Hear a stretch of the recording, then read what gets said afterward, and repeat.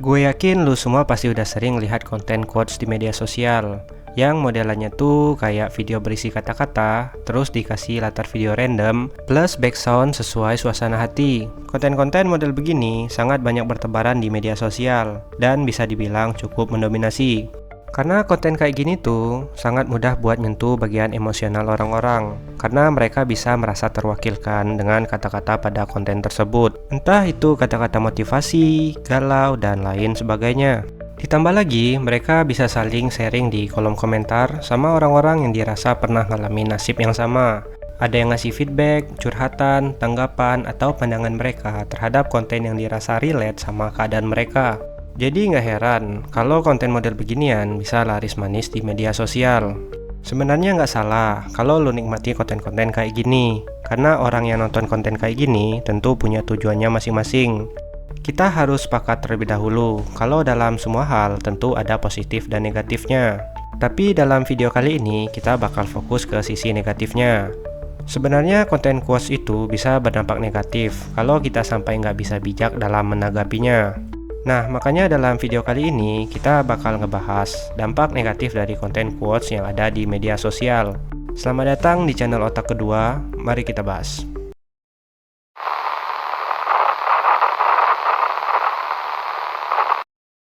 Sekarang ini adalah eranya media sosial. Kalau lu perhatiin, konten quotes seringkali dapat view yang luar biasa banyak kalau dibandingin sama konten jenis lain. Karena di samping relate dengan kondisi di beberapa orang, konten ini juga mudah dibuat, sehingga banyak orang yang membuat konten kayak gini dengan berbagai macam tujuan. Ada yang menjadikannya tempat pelampiasan, cari engagement, atau bahkan cuma iseng aja. Nah, karena konten macam ini bisa dibuat oleh siapapun, banyak orang yang bisa dibilang nggak kredibel ikutan buat konten ini. Misal, ada orang yang buat konten kata-kata tentang psikologi. Nah, tapi kan kita nggak tahu apakah seseorang ini memang punya latar belakang di dunia psikologi atau enggak. Ya, karena konten ini cuma nampilin kata-kata doang, tanpa kita tahu muka orang yang membuatnya. Nah, makanya dari itu, konten sejenis ini bisa berpotensi menimbulkan dampak negatif di beberapa orang. Kalau sampai-sampai disalahartikan sama mereka yang nggak tahu tentang kebenaran dari isi konten tersebut. Dan juga konten quotes ini bisa menggiring persepsi publik ke arah yang sama atau digeneralisir, sehingga membuat banyak orang jadi punya pandangan yang sama atas suatu keadaan, entah itu masalah keuangan, hubungan, dan lain sebagainya, yang pada akhirnya banyak standar baru yang tercipta. Mungkin lo masih ingat dengan sebuah tren di beberapa waktu yang lalu, nama trennya itu split bill. Di mana tren ini ngomongin pembagian tagihan secara adil saat melakukan transaksi bersama dalam suatu hubungan asmara.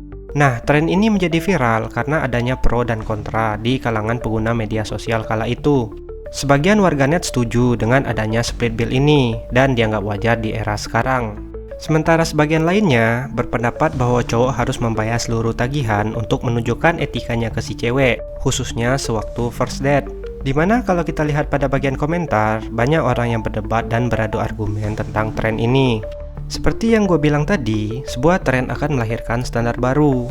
Dan standar yang tercipta dari adanya tren split bill ini adalah mentraktir bukan lagi jadi sebuah effort, tapi udah jadi bare minimum para cowok sewaktu first date. Nah, inilah yang dimaksud kenapa konten semacam ini bisa berbahaya. Karena lu bayangin aja, seseorang bisa jadi punya kesimpulan yang terlalu sempit akibat standar yang tercipta dari konten kayak gitu. Dimana seolah standar dan persepsi kita harus sama. Coba deh, semisal gue bikin konten kayak gini. Lu nggak perlu jadi kayak orang lain. Yang suka tetap bakal suka, yang benci tetap bakal benci. So, be yourself. Kalau dibaca sekilas, kata-kata ini bermakna positif, agar orang tetap jadi diri mereka sendiri. Nah, tapi walaupun gua bikin kata-kata positif, tapi masalahnya di sini gua nggak ngejelasin lu harus be yourself dalam konteks apa. Takutnya, apa yang gua sampaikan bisa diimplementasikan orang lain saat keadaannya nggak sesuai dengan kata-kata be yourself. Misal, kalau lu adalah orang yang pendiam, malas ngomong sama orang lain, dan hal ini menjadi penghambat lu buat berkembang, solusinya gimana? Ya tentu dengan memperbaiki diri dan belajar jadi orang yang bisa bergaul. Bukan malah ikuti konten kata-kata yang gua bikin tadi, atau tetap be yourself. Nah, hal ini berlaku untuk semua konten kata-kata lain di luar sana, karena konten seperti ini hanya memberikan kata-kata tertentu, tapi sayangnya seringkali nggak dijelaskan dalam konteks apa kata-kata tersebut. Karena seperti yang udah dijelasin di awal tadi, nggak semua orang itu bisa dengan bijak untuk menanggapi sebuah konten tertentu. Nggak hanya sampai di situ, ada juga dampak lain dari konten quotes ini, yakni membuat orang-orang yang membacanya jadi memiliki validasi instan. Nah, jadi ketika mereka sedang menghadapi sebuah masalah tertentu, mereka bakal sibuk cari kata-kata yang sesuai dengan keadaan mereka, yang mana kata-kata tersebut bisa mewakili perasaan mereka saat itu. Karena secara logika, mereka harusnya menyelesaikan masalah itu secara langsung, bukan malah sibuk cari konten quotes di media sosial. Sebenarnya nggak jadi masalah juga kalau lu nyaman buat cari kata-kata yang bisa bikin hati lu senang dengan kata-kata quotes tertentu. Tapi ini bisa jadi masalah kalau lu sampai ketergantungan dengan validasi eksternal atau validasi instan tanpa menyelesaikan inti masalahnya.